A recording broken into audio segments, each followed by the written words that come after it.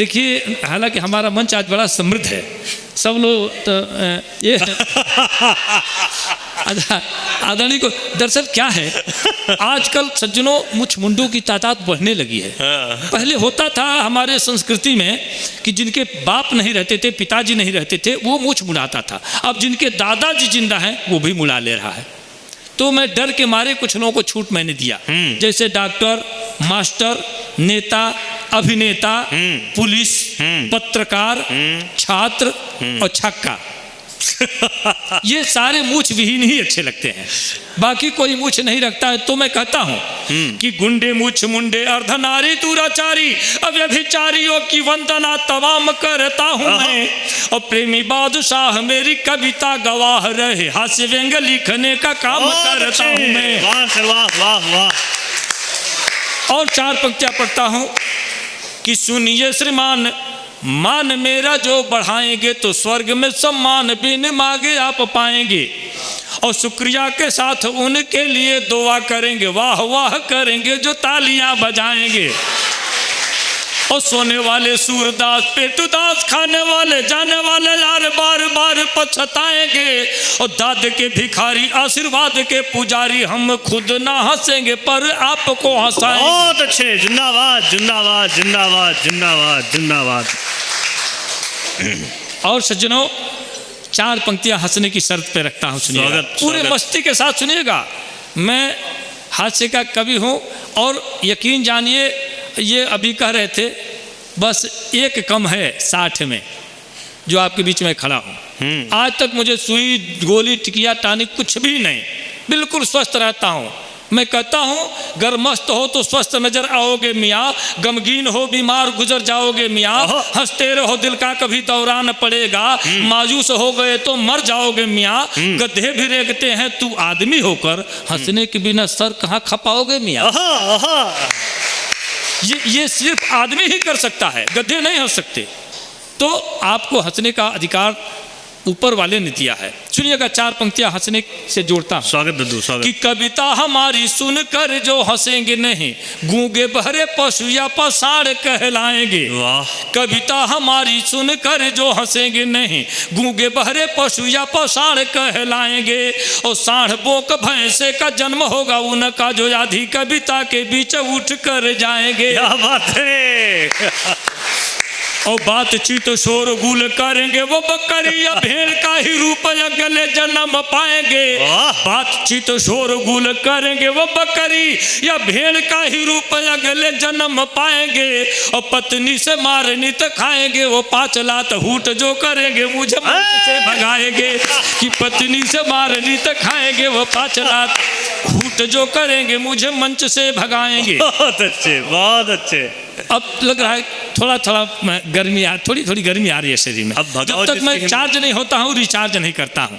अब मुझे कहने में कोई गुरेज नहीं। सुनिएगा, अभी महिलाओं के ऊपर बहुत सारी बातें कही गई, बहुत सारे कटाक्ष किए गए।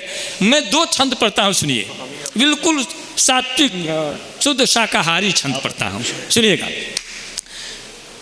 हाँ, मन महिलाओं का घटाना नहीं चाहता हूँ, ये अपनी व्यथा में सुना रहा हूँ, यह नहीं सुनिएगा, अपने पर कतई नहीं लीजिएगा। हालांकि गुजरती होगी सब पे, सब लोग कहेंगे नहीं, मैं हिम्मत के साथ कहता हूँ। सुनिएगा स्वागत।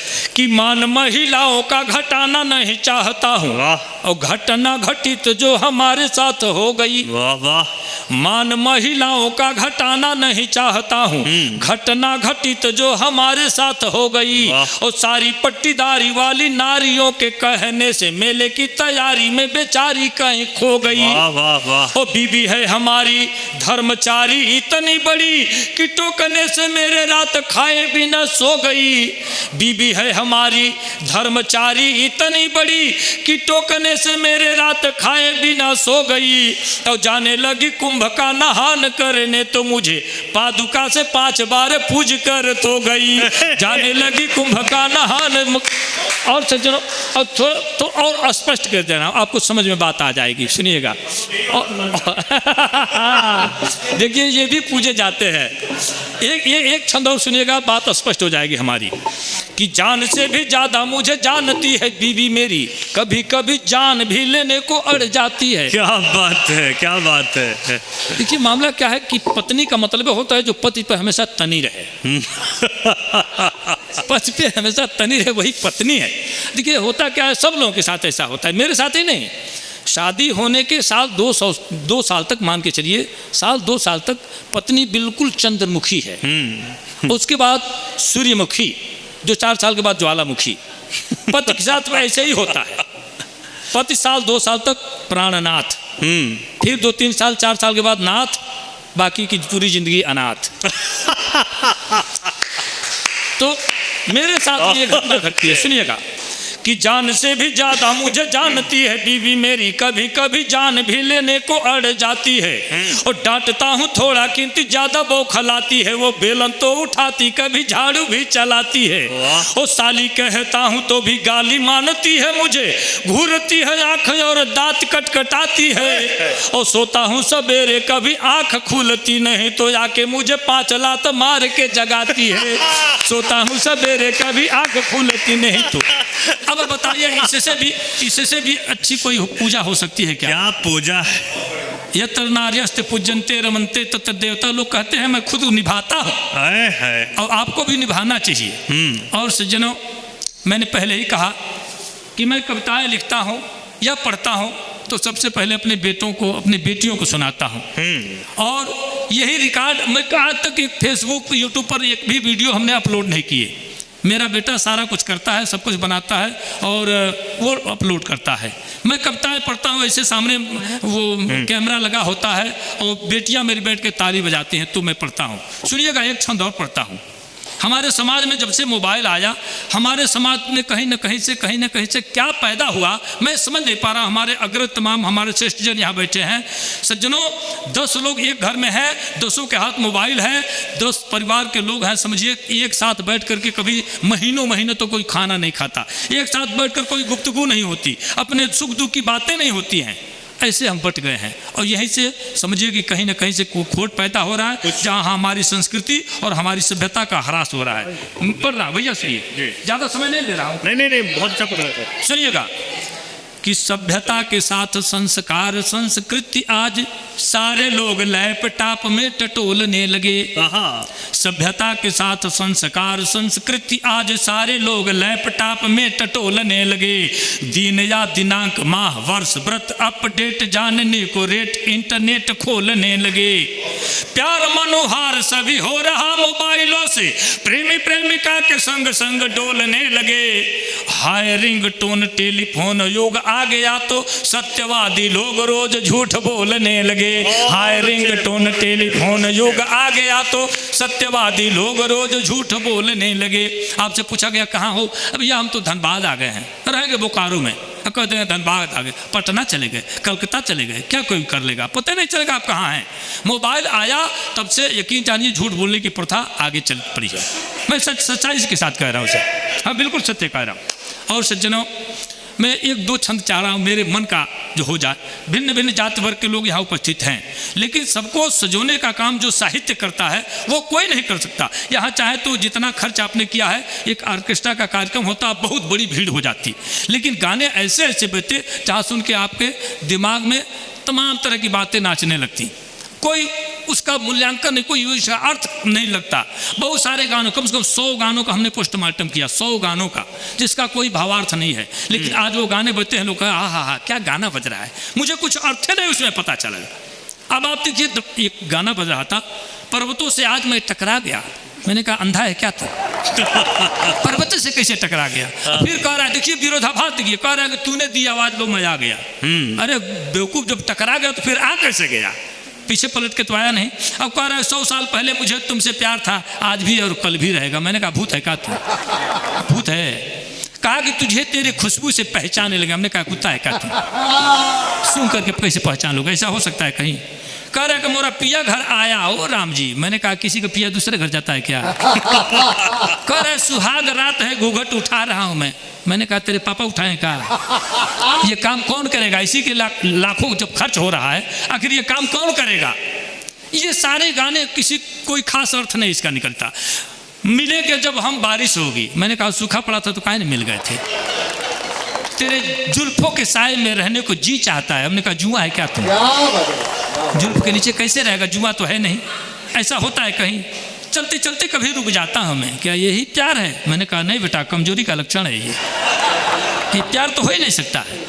ऐसे गाने बजते हैं, सही बता दूं, मन बिल्कुल ऐसा वैसा हो जाता है सुनने के बाद। लेकिन ये साहित्य का जो मंच है, जहाँ केवल कविता की आरती होती है, काव्य की धारा बहती है, जहाँ माँ वीणा पाणी को यह कहते हुए लोग कहते हैं कि वीणा के तान से जहान को जगाए तू, माता महान कीर्ति मेरी संवार दे, शब्द स्वर सुर लय छंदहीन मंदमती दुर्गत से दुर्गे माँ मुझको उबार दे, श्वेत वस्त्रधारी तिहारी ही आस एक, नेक काम करने की बुद्धि विचार दे, आदि शक्ति काली कल्याणी भवानी माँ चरणों के प्रेमी को तार मात छाड़ दे, चरणों के प्रेमी को तार मात छाड़ दे।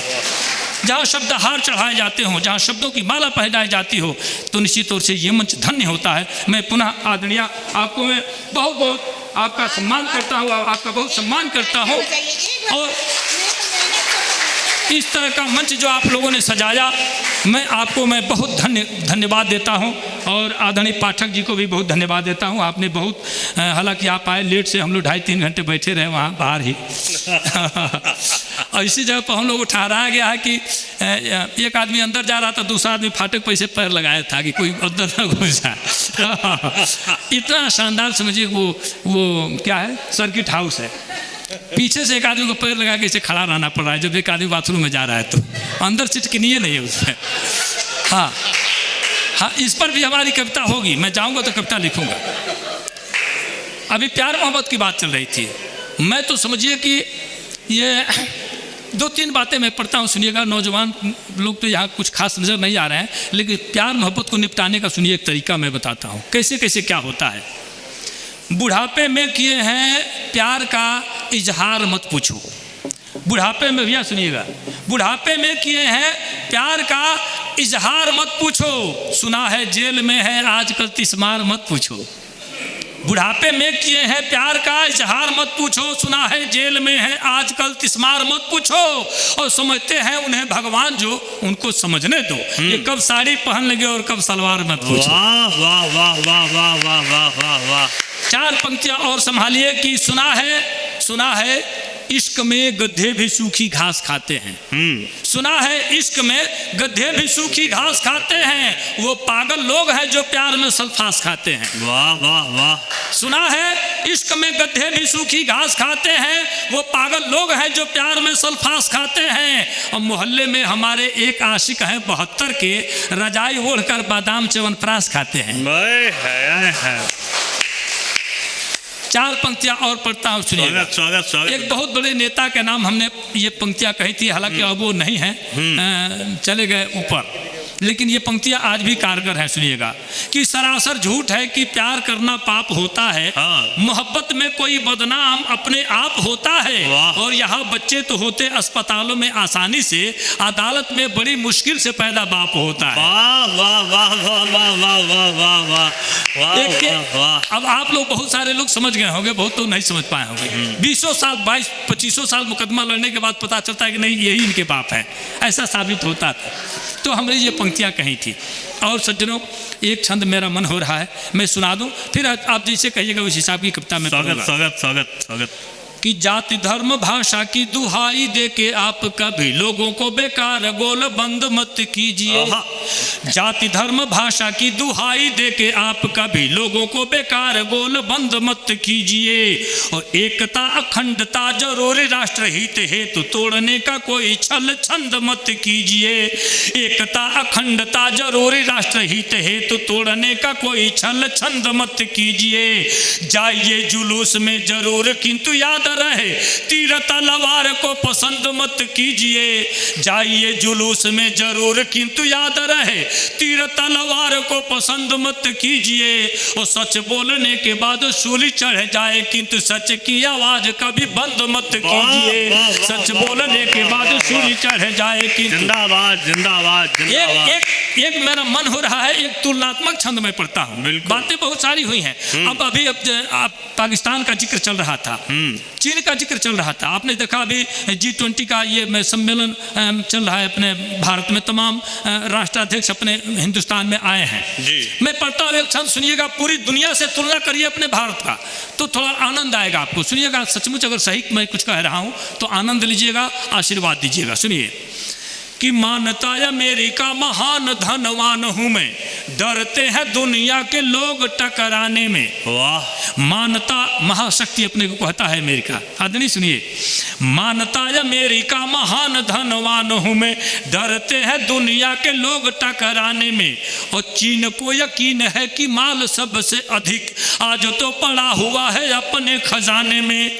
और पाक अफगान या जापान की बिसात क्या है, हिंद की बराबरी करे कोई जमाने में। पाक अफगान या जापान की बिसात क्या है, हिंद की बराबरी करे कोई जमाने में। और जितना है माल सारी दुनिया के लाखों में, उससे अधिक मंदिरों के तहखाने में। कि जितना है माल सारी दुनिया के लाखों में, उससे अधिक मंदिरों के तहखाने में।